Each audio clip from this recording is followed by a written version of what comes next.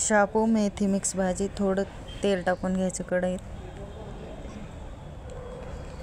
तेल गरम झालं, मोहरी, थोडं जिरं,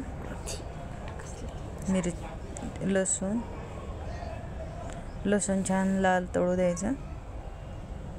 नंतर मिरची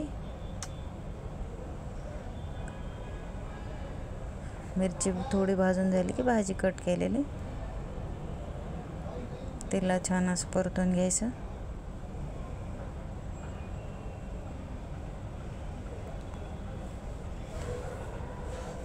छान असं फिरवून घ्यायचं चौकून तिला. तर भिजलेली 10 मिनटं डाळ मुगाची ती टाकून घ्यायची. नंतर तिला मिक्स करायचं. हळद टाकलं की मीठ, गोडा मसाला, हळद, परत एकदा परतून घ्यायचं. त्याला चांगलं ढवळून मिक्स करायचं ते मसाले.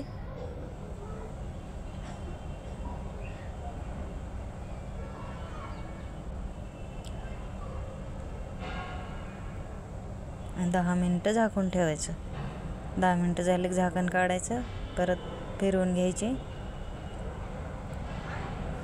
थोडी कोथिंबीर फेकून मारायची आणि लगेच खायला घ्यायची.